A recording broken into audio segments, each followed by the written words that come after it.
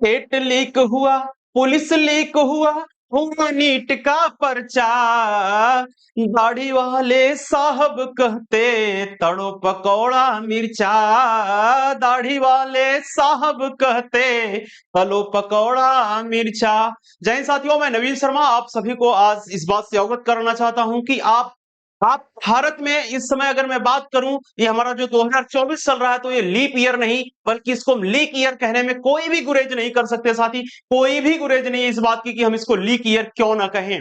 मैं बात करूं साथी कि जितने भी पेपर हमारे देश में हो रहे हैं, मैं किसी एक पर्टिकुलर स्टेट की बात नहीं कर रहा हूं। शायद आप किसी एक विशेष स्टेट से अगर बिलोंग कर रहे हैं तो सिर्फ एक ही स्टेट की नहीं, भारत के विभिन्न राज्यों की, हर राज्यों की स्थितियां आज यही बन चुकी हैं कि कोई भी पेपर ठीक ठाक से नहीं होने वाला है। अब आप ये सोच रहे होंगे कि आखिर ये पेपर ही क्यों लीक होते हैं, अर्थात ये जो एग्जाम होते हैं, हमारे जो कॉम्पिटेटिव एग्जाम होते हैं, अभी तो कॉम्पिटेटिव एग्जाम ही नहीं बल्कि आपने देखा होगा क्या कि जितने भी बोर्ड्स के भी एग्जाम हैं, इन एग्जामों में भी अब पेपर लीक होने की घटनाएं दिन प्रतिदिन सामने आनी शुरू हो चुकी हैं। आखिर ऐसा क्यों होता है, क्यों हमारी सरकारें, हमारे लोग, हमारे शासन प्रशासन, ये लोग शांत रहते हैं? अब आपको आपको इस बात को जानकर हैरानी होगी कि ये लोग तभी ही प्रशासन, मैं इस बात को बिल्कुल ही कह सकता हूं कि प्रशासन भी किसी बात को तभी मानता है जब शासन से किसी तरीके का दिशा निर्देश दिया जाता है। आपने देखा होगा साथी कि अभी जो हमारी नीट की परीक्षा हुई थी, नीट 2024 एग्जाम, इसके भी पेपर लीक होने की खबरें वायरल हो रही हैं। क्या ये वाकई ये नीट का पेपर लीक हुआ या नहीं लीक हुआ, ये अभी पूरी तरीके से अगर देखा जाए तो जांच का विषय है साथी। देखिए, इस बात को हम लोग कह सकते हैं कि लीक तो जरूर हुआ है, लीक तो जरूर हुआ है, लेकिन अभी इसकी पुष्टि नहीं हो पाई है। अभी इसकी पुष्टि होने में थोड़ा सा समय लगेगा। आपने देखा होगा सिर्फ ये एक ही एग्जाम की बात नहीं है, प्रीवियस आपने पुलिस का पेपर देखा, आपने टेट का पेपर देखा, आपने रीट का पेपर देखा, आपने बीटेट का पेपर देखा, यानी ओवरऑल पेपर की मैं बात करूं, पूरे भारत के पेपर की, तो कोई भी एग्जाम की, मैं सिंगल एग्जाम की बात करूं तो वो बिना लीक हुए कंडक्ट नहीं हुआ। वो बात अलग थी कि किन्हीं कुछ पेपरों को हम लोगों ने उसका विरोध किया, छात्रों का एक बड़ा गुट, एक बड़ा जत्था उसके विरोध में आया, तो सरकार कहीं ना कहीं उससे प्रभावित हुई, शासन और प्रशासन दोनों प्रभावित हुए। फिर उनको एविडेंसेस दिए गए और फिर इस बात पर सरकार को मानना ही पड़ गया, क्योंकि पेपर लीक तो वाकई हुआ था और अभी भी हुआ है, लेकिन इसकी पुष्टि अभी बाकी है साथी।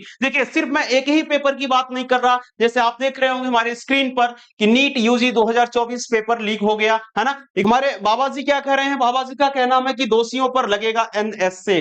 तो भाई एनएसए आप लगाएं बाबा जी, आपका तहे दिल से धन्यवाद, लेकिन बाबा जी आप कहीं ना कहीं बहुत ही सुस्त हो गए हैं, बहुत ही वीक हो गए हैं। छात्रों की बात आपके समझ में बिल्कुल भी नहीं आती, इस बात को कहने में मुझे किसी भी तरीके का संदेह नहीं है बाबा जी। आप सिर्फ और सिर्फ धर्म की बातें कर रहे हैं, सिर्फ और सिर्फ राजनीति की बातें कर रहे हैं। मैं किसी एक ही पार्टी की बात नहीं कर रहा हूं साथी, कोई भी पार्टी सिंगल ऐसी नहीं बची है जो सिर्फ और सिर्फ छात्रों का शोषण ना कर रही हो। छात्रों का शोषण हो रहा है, नौजवानों का शोषण हो रहा है, किसानों का शोषण हो रहा है साथी। और देखेंगे कि सिर्फ और सिर्फ धर्म की बातें होती हैं, छात्रों को बरगलाया जाता है, छात्रों को सिर्फ बरगलाया जाता है और उन्हें धर्म के नाम पर, कभी कभी कभी अगर देखा जाए तो हिंदू मुस्लिम के नाम पर, है ना, जाति धर्म मजहब के नाम पर उनसे वोट लिया जाता है साथी। लेकिन किसी भी तरीके के इन लोगों को शिक्षा पर ध्यान नहीं देना है, स्वास्थ्य पर ध्यान नहीं देना है, इनको बेरोजगारी तो इनके इनके सर से नीचे नहीं उतरती, इनको गले से नीचे नहीं उतरती साथी की बेरोजगारी क्या चीज होती है, ये तो इनके बात समझ में नहीं आती है। मैं कुछ और भी आपकी यादें ताजा कराना चाहता हूं साथी,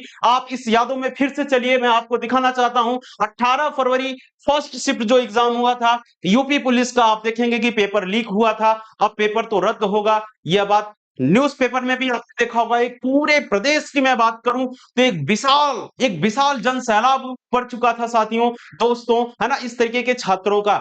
हम उन उन सभी अध्यापकों का तहे दिल से धन्यवाद देना चाहते हैं जो अध्यापक छात्रों की इस मुहिम से जुड़े और छात्रों की आवाज उठाने के लिए आगे बढ़े साथी।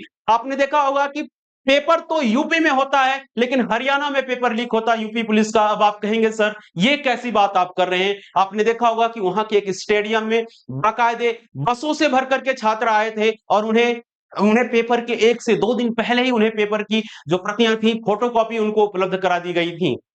अब आप सोचिए आप किस वर्ष में जी रहे हैं क्या आप मॉडर्न युग में जी रहे हैं जिस युग में इस तरीके की चीजें हो रही हैं? क्या आप राम राज्य में जी रहे हैं जिस जमाने में ऐसी चीजें हो रही हैं? बहुत सारी चीजें हैं साथी, इन पर हम लोग अभी बहुत सारी बातें करेंगे और भी कुछ आपको आप देख रहे होंगे कि इस तरीके से पूरा का पूरा आंसर शीट एग्जाम के बहुत समय पहले ही वायरल हो जाती है, अर्थात इस तरीके की सीटें लोगों के पास पहुंच जाती हैं। और मैं बात करूं तो ये सिर्फ एक ही एग्जाम की नहीं, अमूमन देखा जाए तो मैक्सिमम एग्जामों की बात करूं, इस तरीके से वायरल होने की घटनाएं चल रही हैं। बस मायने ये रखता है कि किसी मैटर पर ज्यादा जब वायरल हो जाता है, एक आम लोगों तक भी मैटर ये पहुंच जाता है, यानी पूरी तरीके से ये लीक हो जाता है, तो सारे लोग जानते हैं। फिर भी अगर इस पर एक बड़े पैमाने पर इसका अगर विरोध नहीं होता है तो एग्जाम निरस्त भी नहीं होते हैं। और इस पर यहां निरस्त की तो बात ही छोड़िए, कोई बात भी नहीं करता। और जिन्हें हम अपना प्रतिनिधि चुनते हैं, जो हमारे सांसद विधायक होते हैं, जो हमारे नेता वगैरह होते हैं, ये तो इस पर सुनना भी नहीं चाहते कि इसी भी कोई चीज होती है क्या, एग्जाम भी कोई चीज होती है, इस पर बात ही नहीं सुनना चाहते। साथी आप देख रहे होंगे कि पूरा का पूरा हैंड रिटेन चीजें आपको दिख रही हैं कि पूरा का पूरा हैंड रिटेन पेपर इस तरीके से लीक होता है। फिर कौन है ये लोग जो इन पेपर को लीक करते हैं, कैसे ये पेपर लीक हो जाता है, इस बात पर भी आपसे मैं चर्चा करूंगा साथी। देखिए इसमें मैक्सिमम अगर देखूं महज 4 से 5 लोगों का हाथ होता है जो इस तरीके की चीजें करते हैं। पहली बात तो किसी भी तरीके के पेपर की जब कराने की बात होती है, पेपर सेट करने की बात होती है, तो मैक्सिमम 4 से 5 लोगों की एक टीम गठित की जाती है जिसमें प्रोफेसर लोग होते हैं। उन प्रोफेसर महोदय को हालांकि पेपर तैयार करने से पहले एक शपथ दिलाया जाता है इस तरीके का कि आप किसी भी तरीके के इसके जो टर्म और कंडीशंस हैं इसको आप फॉलो ही करेंगे। अब वहां से पेपर बनने के बाद हालांकि उन्हें भी नहीं पता होता कि क्या मेरा ही ये प्रैक्टिस से मैंने जो क्वेश्चन पेपर बनाया है ये पूरा का पूरा मेरा ही पेपर जाएगा या नहीं जाएगा, या मेरे इस पेपर से कुछ ही मात्र क्वेश्चन जाएंगे, इस बात की भी उनके पास गारंटी नहीं होती है। अब उसके बाद वो जाता है बोर्ड के पास, यानी कि भर्ती बोर्ड इसको देखता है कि कौन सा पेपर, क्या किसी एक ही प्रोफेसर महोदय के पेपर को कंडक्ट करा दिया जाए, यानी उसको प्रिंटिंग प्रेस पर भेज दिया जाए छपने के लिए, या सभी लोगों के जो हमारे प्रैक्टिस सेट ये पेपर तैयार हुए हैं उनमें से हम लोग क्या करें, 2 4 10 यानी कुछ कुछ क्वेश्चन को कलेक्ट करके एक पूरा पेपर बनाएं और फिर उसको तैयार करने के लिए हम प्रिंटिंग प्रेस पर भेज दें। तो एक तो बात ये होती है या तो वहां से ये पेपर लीक होता है या फिर भर्ती बोर्ड से, या फिर ये कहां चला जाता है जब प्रिंटिंग प्रेस पर जाता है। मैं इस बात की आपको भी बता दूं साथी कि अमूमन देखा जाए तो मैक्सिमम जो सरकारें हैं राज्य की या जो भी सरकारें हैं इनके पास अपनी खुद की कोई गवर्नमेंट यानी सरकारी प्रिंटिंग प्रेस नहीं है।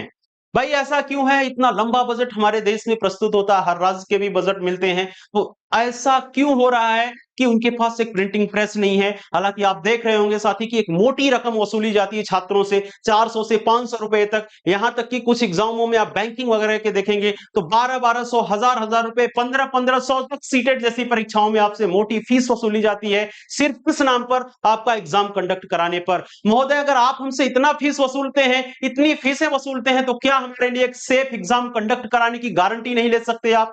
क्या एक प्रिंटिंग प्रेस खुद की नहीं हो सकती गवर्नमेंट की, क्यों प्राइवेट प्रिंटिंग प्रेसों पर भेजा जाता है? साथी आपको इस बात का जरूर ही पता होगा, आप इस बात से जरूर समझते हैं कि जो प्राइवेट सेक्टर के लोग हैं अगर पैसे कमाने के लिए क्या नहीं कर सकता है कोई, इस तरीके से आपने देखा होगा कि रीट का पेपर कितने अच्छे तरीके से बिका था, है ना? आप देखेंगे, मैं उस पर भी अभी आपसे बात करूंगा कि कितने पैसे में बिका था, 1.5 करोड़ रुपए में, 1.5 से 2.5 करोड़ रुपए में उस पेपर को बेच दिया गया, है ना? तो इस तरीके से पेपर क्यों लीक हो जाते हैं? क्या ये छात्रों के साथ अन्याय नहीं? क्यों छात्रों के ही साथ ये अन्याय किया जाता है? साथी अगर मैं और भी आपकी यादें कुछ ताजा कराना चाहूं तो देखिए अभी तक तो हमारे जो कॉम्पिटेटिव एग्जाम थे उन्हीं के पेपर लीक हुआ करते थे, लेकिन अब धीरे धीरे ये 10वीं और 12वीं के बोर्ड के एग्जाम भी लीक होने शुरू हो गए। साथी आप सोचेंगे कि ये 12वीं और 10वीं के पेपर क्यों लीक हो रहे हैं, तो आपको पता, देखिए मैं आपको बता दूं यहां से कि क्या ये पेपर जो सिर्फ यूपी बोर्ड के नहीं बल्कि एमपी बोर्ड, यानी जितने भी बोर्ड आपको दिखेंगे, बिहार बोर्ड, एमपी बोर्ड, जितने भी अमूमन स्टेट की मैं बात करूं,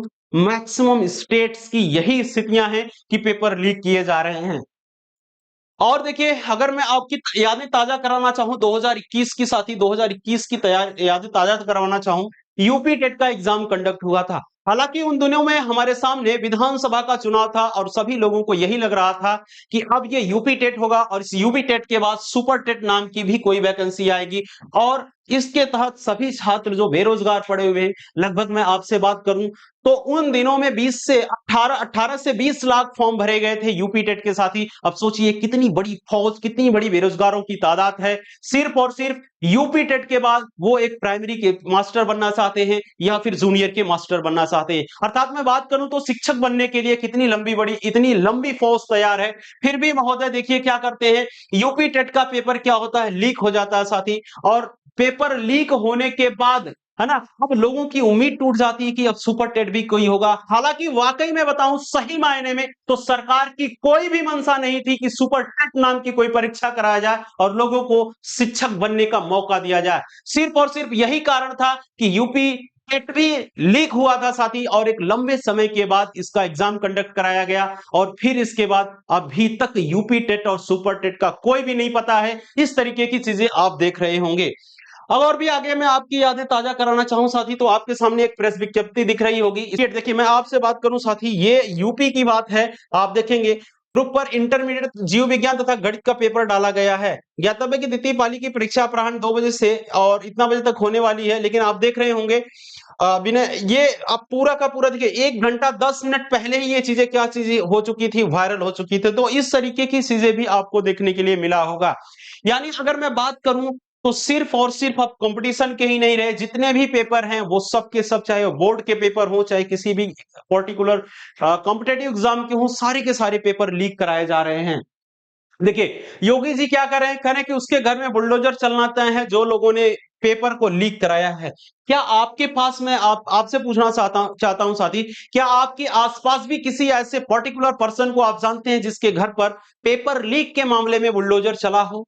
क्या आपने भी कभी देखा है ऐसा? सिर्फ सुना ही है आपने या देखा भी है? इस बात को भी आप बताइए। अगर ऐसा होता योगी जी, अगर उनके ऊपर ऐसी कार्रवाइयां होती तो शायद अब पेपर लीक होने की घटनाएं हमारे उत्तर प्रदेश में संभावित नहीं थी। लेकिन सिर्फ और सिर्फ यह एक क्या रहा, जुमला रहा, छात्रों के साथ, उनके भविष्य के साथ, उनके परिवार के साथ, उनकी पूरी की पूरी जिंदगी के साथ यह खिलवाड़ रहा योगी जी। और इस खिलवाड़ को छात्र बिल्कुल भी नहीं भूलने वाले हैं, वो बिल्कुल भी नहीं भूलने वाले हैं।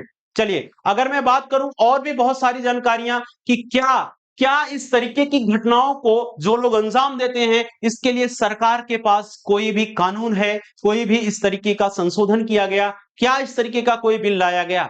मैं आपसे बात करूं साथी कानूनी दस्तावेज की, तो इसमें बहुत सारे इस तरीके के कानूनी दस्तावेज तो हैं सामने, लेकिन उस पर अमल शायद और शायद सिर्फ नाम मात्र ही हो पाता है।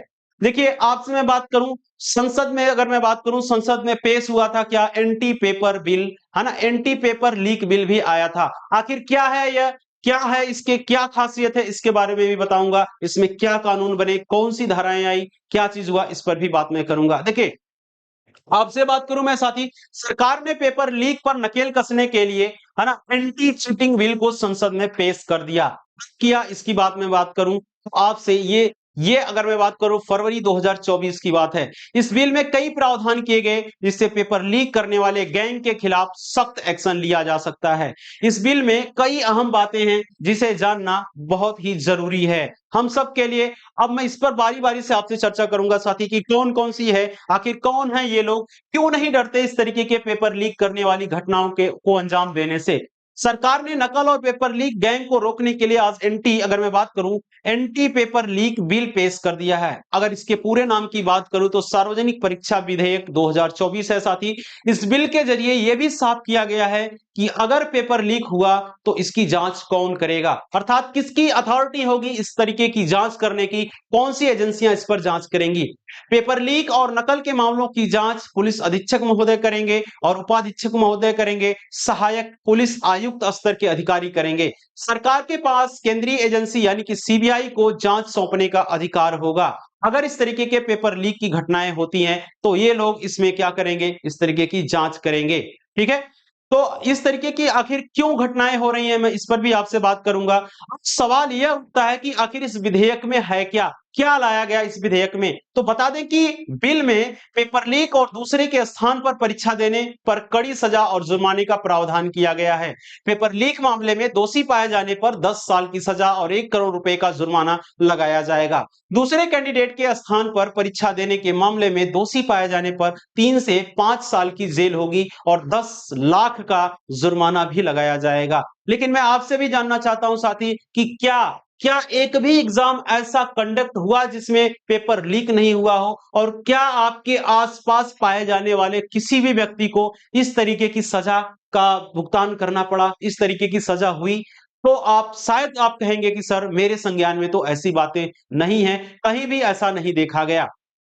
ठीक है, तो आगे मैं बात करूं, आप देखेंगे कि लोगों के मन में यह भी सवाल है कि विधेयक किन परीक्षाओं के लिए है। आखिर आप कहेंगे कि सर क्या पर्टिकुलर ये यूपी पुलिस के लिए है, या स्टेट एग्जाम के लिए है, या फिर सेंट्रल गवर्नमेंट के एग्जामों के लिए है? तो मैं इस पर भी आपसे बात करूंगा। यानी ये हर परीक्षा पर लागू होगा, किसी भी एक परीक्षा की बात नहीं है, हर परीक्षा पर यह लागू होगा। या मैं आपसे बात करूं, अगर ये जैसे किस पे होगा, तो यूपीएससी, एसएससी, रेलवे भर्ती, बैंकिंग, नीट, मेडिकल, इंजीनियरिंग समेत जितनी भी परीक्षाएं हैं इसके दायरे में आती हैं। और इस पर राज्य सरकारें भी इस स्तर पर अपना कानून बनाए हैं, बहुत तरीके के कानून बनाने की सख्ती भी रखेंगी, क्योंकि आपने डीपीएसपी पढ़ा होगा साथी।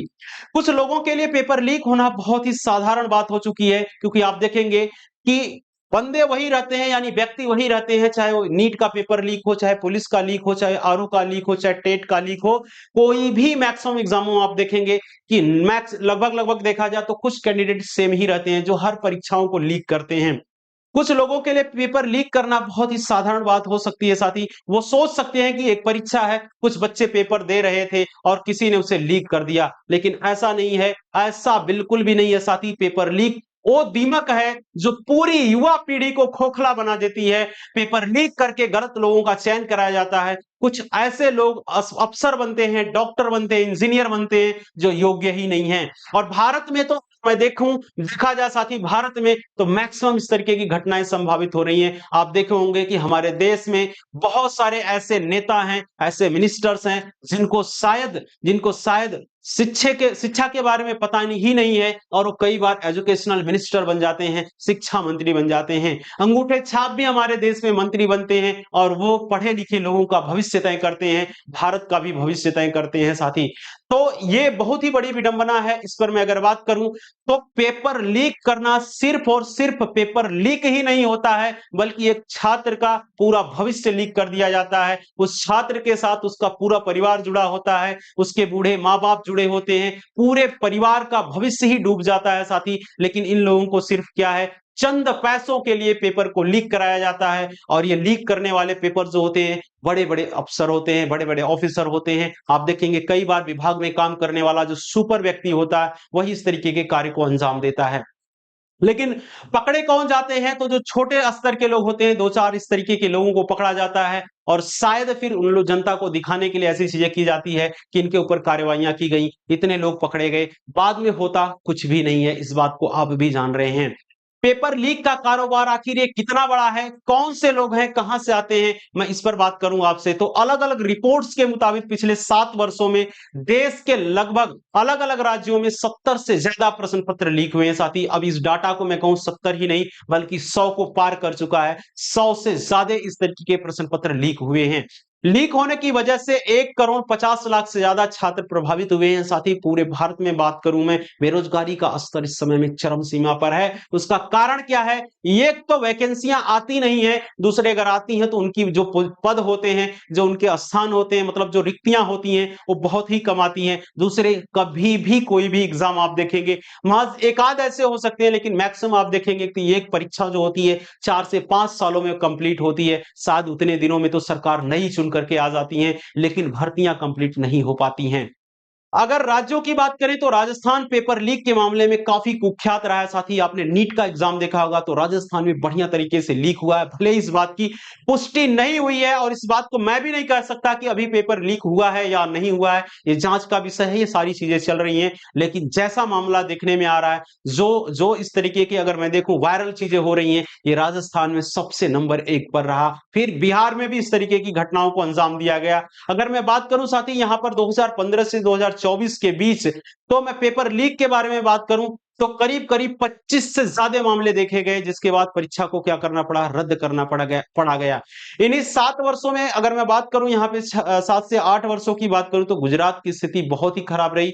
यहाँ इसी अवधि में पेपर लीक की करीब करीब 16 से 17 घटनाएं दर्ज करी गई थी। साथी उत्तर प्रदेश की बात करूं तो भाई उत्तर प्रदेश में तो बहुत ही जबरदस्त स्थितियां चल रही हैं। साथ ही आपने देखा होगा कि चाहे वो यूपी पुलिस का एग्जाम रहा हो, चाहे टेट का एग्जाम रहा हो, चाहे आरओ एआरओ का एग्जाम रहा हो, है ना, चाहे वो बोर्ड का एग्जाम रहा हो, आप सोचिए बोर्ड के जैसे एग्जामों में भी पेपर लीक की घटनाएं आ रही हैं, तो कितना बड़ा एक लीक तंत्र बन चुका है। आखिर ये क्यों इतना सक्रिय है ये लोग जो इस पर काम करते हैं, क्यों ये लोग गिरफ्तार नहीं आते? क्या सरकारें भी इनके साथ हैं, या शासन और प्रशासन इनके साथ है, या किसी बाहुबली का हाथ है? ये क्यों इस तरीके की घटनाएं को अंजाम देते हैं? किस तरीके से ये लोग छात्रों का भविष्य बर्बाद करते हैं? साथ ही इन लोगों की तो मंशा यही है, मुझे लगता है कि छात्रों को पूरी तरीके से, छात्रों को, किसानों को, नौजवानों को बर्बाद कर दो, इनको शिक्षा से दूर रखो, ताकि फिर जिस तरीके से मैं कहूं उस इशारे पे ये लोग काम करें। इस तरीके की घटनाओं को लोग अंजाम दे रहे हैं। आपने देखा होगा कि अभी आप गूगल को खोल रहे हो तो गूगल के हर पेज पर लगभग लगभग हर 5 से 7 सेकंड के बाद आपको महामहिम जी का, यानी कि मोदी जी का अगर मैं बात करूं आपसे, तो एक पेपर आ रहा होगा जिसपे एनिमेटेड वीडियो की जैसी चीजें आ रही हैं। उस पे लिखा होगा एक बार फिर से मोदी सरकार अपने पेपर को लीक से बचाने के लिए, छात्रों के भविष्य को बनाने के लिए आप फिर से मोदी सरकार को चुने। क्यों चुने मेरे भाई, मोदी सरकार को क्यों चुने?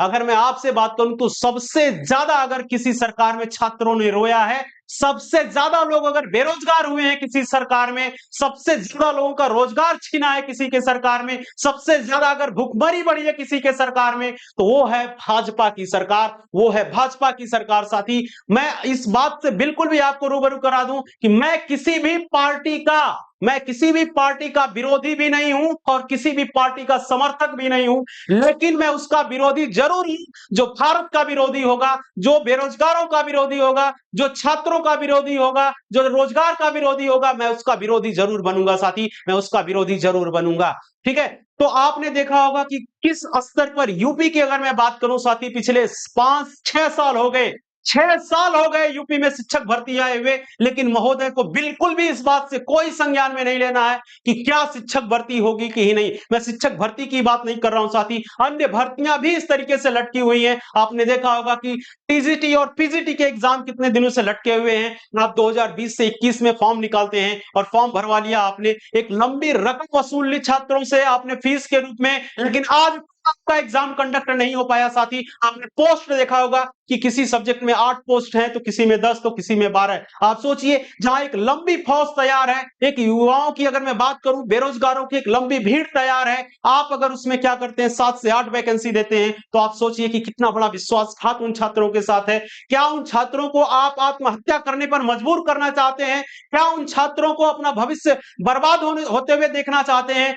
शायद आपकी यही मंशा है, इसीलिए तो यूपी में भर्तियों का कोई भी दूर दूर तक इशारा नहीं दिख रहा है। साथी खास करके शिक्षक भर्ती का, है ना, एक लंबी रकम देने के बाद आप सोचेंगे कि ये शिक्षा जो सिस्टम चल रहा है, एजुकेशन सिस्टम पूरा का पूरा एक मछली का बाजार हो चुका है। साथी आप देखेंगे कि इस कंडीशन में, इस दौर में एक लंबी रकम, और मैक्सिमम मैं आपसे बात करूं साथी, तो जितने भी नेता और मंत्री हैं, इन्हीं के बड़े बड़े कॉलेज हैं, बड़े बड़े तरीके से ना यूनिवर्सिटी जैसे इन लोगों ने कॉलेज खोल रखा है साथी, और एक लंबी फीस वसूली जाती है डिप्लोमा के नाम पर, एक डिप्लोमा के नाम पर। कारण क्या है? अब आप कहेंगे कि सर आखिर ऐसा ही है तो डिप्लोमा लेते ही क्यों है प्राइवेट सेक्टरों से? तो आपको यह भी पता होगा मेरे भाई कि गवर्नमेंट सीटें कितनी फिक्स है, कितनी लिमिटेड है। शायद यही वजह है कि एक लंबी फौज, एक लंबी पॉपुलेशन, एक बड़ी सी जनसंख्या को देखने के लिए, हैंडल करने के लिए इस तरीके के प्राइवेट संस्थान आते हैं, और लोगों का शोषण भी होता है। इसके बाद भी लोग ये सोचते हैं कि ठीक है, अगर हम किसी भी तरीके से, अगर ये डिप्लोमा हमें मिल जाता है, हम पढ़ाई कर लेते हैं एक लंबा डोनेशन दे करके, तो शायद किसी भी तरीके का एग्जाम हमको कंडक्ट कराया जाएगा,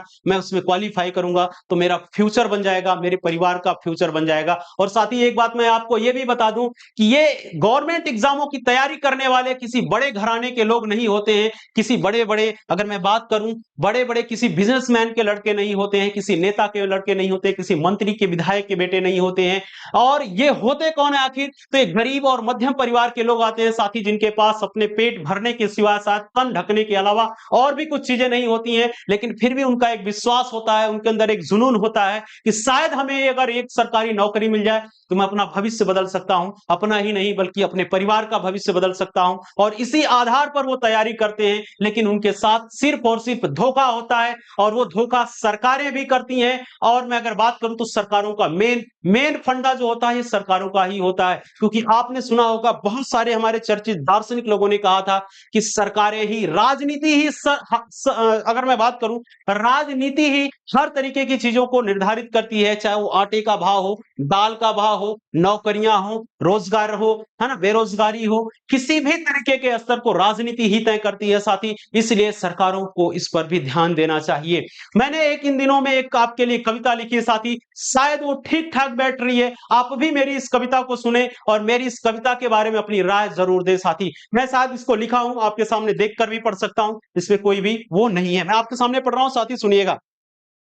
आइए महसूस करिए जिंदगी के ताप को, बेरोजगारों की गली तक ले चलूंगा आपको, बेरोजगारों की गली तक ले चलूंगा आपको।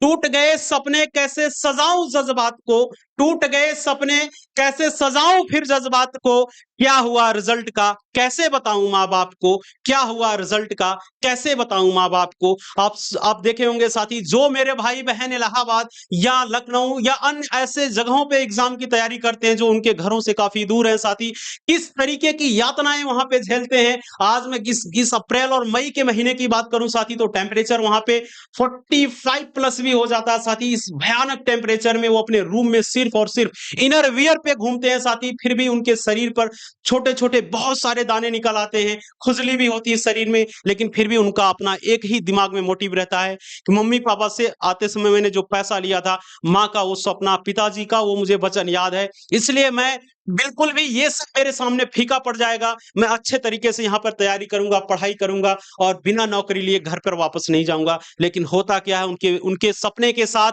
उनके परिवार के साथ, उनके भविष्य के साथ सिर्फ और सिर्फ धोखा होता है, इससे ज्यादा कुछ नहीं होता है साथी। आगे मैं अपनी अगर इस कविता को पूरा करूं साथी, तो टूट गए सपने कैसे सजाऊं फिर जज्बात को, क्या हुआ रिजल्ट का कैसे बताऊं माँ बाप को। झड़ गए हैं बाल सिर के, झड़ गए हैं बाल सिर के पढ़ पढ़ कर दिन रात को, क्या हुआ रिजल्ट का कैसे बताऊं माँ बाप को। आप देखे होंगे साथी, एग्जाम देकर आने के बाद पेरेंट्स का फोन आता है कि बेटा क्या हुआ रिजल्ट का, और अगले दिन पापा जी को भी पता इस बात की चल जाती कि पेपर लीक हो गया। रिश्तेदारों के पास भी इस तरीके की मैसेज होते हैं कि पेपर लीक हो गया, लेकिन फिर भी आपको इस तरीके से प्रताड़ित करने के लिए रिश्तेदारों के फोन आते हैं, अरे भाई आपने इलाहाबाद तैयारी कर रही थी, क्या हुआ आपका। आप क्या बताएंगे साथी इस बात को? एक छात्र ही समझ सकता है, एक स्टूडेंट ही समझ सकता है जिसके साथ इस तरीके का कृत्य हुआ है, इस तरीके का व्यवहार किया गया है, चाहे वो सरकारें कर रही हो, चाहे फिर और फिर ये बिचौलिए लोग जो पेपर लीक के मामले को अंजाम देते हैं। आगे मैं आपसे कहूं अपनी कविता को, तो पिता की हालत खस्ती है, पिता की हालत खस्ती है फिर भी काम पर जाते हैं, और मेरा खर्चा भिजवाने को हर फौलाद से लड़ जाते हैं। माँ का स्वास्थ्य खराब रहता है, माँ का स्वास्थ्य खराब रहता है, बहन की शादी बाकी है, बेरोजगारों की परवाह नहीं, साहब को दिखता मथुरा काशी है, साहब को दिखता मथुरा काशी है। कभी भूखे पेट सोते हैं, कभी थाली में रोटी बासी है, गिरा गिरा सा चेहरा है, चेहरे पर छाई उदासी है। टेट लीक हुआ, टेट लीक हुआ, पुलिस लीक हुआ आरओ का पर्चा, और दाढ़ी वाले साहब कहते तलो पकौड़ा मिर्चा, दाढ़ी वाले साहब कहते तलो पकौड़ा मिर्चा। रोज बढ़ रही आत्महत्याएं, रोज बढ़ रही आत्महत्याएं कोटा और प्रयागराज में, क्या यही देखना बाकी था बाबाजी रामराज में, क्या यही देखना बाकी था बाबाजी रामराज में। मैं अगर बात करूं हमारे उत्तर प्रदेश में, तो इस तरीके की बहुत सारी घटनाएं हो रही हैं साथी। पेपर लीक के माने में तो मैं बात करूं तो अपना प्रदेश उत्तर प्रदेश टॉप पर चल रहा है, जहां पर बात की जाती है राम राज्य की। मैं आपसे बात करूं साथी, बहुत ही भयावह स्थितियां हो चुकी हैं। हर छात्र, अगर मैं बात करूं तो पढ़ा लिखा युवा आज मायूस है, बेरोजगार है, बिल्कुल भी इस तरीके की घटनाओं से बहुत ही हताश है साथी। क्या करे अपने फ्यूचर में, अब उसे समझ में नहीं आता, क्योंकि उसने पिछले 30 साल 25 साल अपने पढ़ाई पर दिया है साथी, इसके बाद उसको रोजगार के मामले में कुछ भी नहीं मिल रहा है। तो और भी मैं अगर अपनी कविताएं पूरा करूं आपसे आगे, तो सह लेता हूं इलाहाबाद के तापमान को, लेकिन कैसे सहूं जिंदगी के ताप को। दिन भर पढ़ता लाइब्रेरी में, रूम में फिर रात को। कैसे बतलाऊं रिश्तेदारों को पेपर लीक व घुसखोरी की बात को। क्या हुआ रिजल्ट का, कैसे बताऊं माँ बाप को। क्या हुआ रिजल्ट का, कैसे बताऊं माँ बाप को। साथी, ये अगर आप बताइए मुझे कि क्या इस तरीके के पेपर लीक घटनाओं को अंजाम देने वाले लोगों के लिए क्या इसका विकल्प हो सकता है।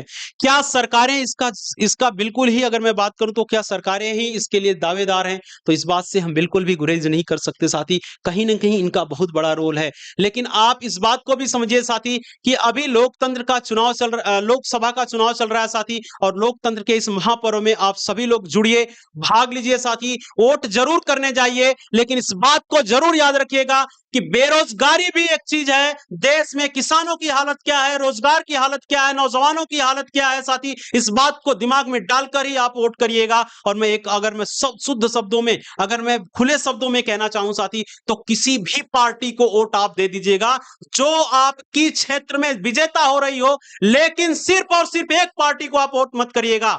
और वो पार्टी कौन है आप समझ रहे हैं साथी, जो हमारे भविष्य के साथ खिलवाड़ कर रही है। और वो पार्टी सिर्फ और सिर्फ कौन है, बीजेपी है मेरे भाई, बीजेपी है। बीजेपी को वोट मत करिएगा। मैं किसी भी पार्टी का समर्थन नहीं करता हूं साथी, और ना ही किसी पार्टी की बुराई करता हूं। लेकिन आपने देखा होगा कि छात्रों की बिल्कुल भी नहीं सुनने वाली पार्टी कोई है तो वो है भाजपा सरकार। भाजपा सरकार को बिल्कुल मत वोट करिएगा। बाकी आप किसी भी पार्टी को वोट करिए, किसी भी पार्टी को वोट कर दीजिए, जिता दीजिए साथी। लेकिन आप सोचिए किस तरीके के कानून छात्रों के सामने लाए जा रहे हैं, किस तरीके की चीजें आ रही छात्रों के साथ, आप इस बात को बिल्कुल ही देख सकते हैं साथी। तो फिर आपसे एक हम्बल रिक्वेस्ट है मेरे भाई, आप सभी से रिक्वेस्ट है कि इन बातों को जरूर ध्यान में वोट करिएगा, जरूर ध्यान में रख करके वोट करिएगा। इन्हीं बातों के साथ मैं आपसे विदा लेना चाहता हूं। तब तक के लिए आपसे जय हिंद, जय भारत, वंदे मातरम।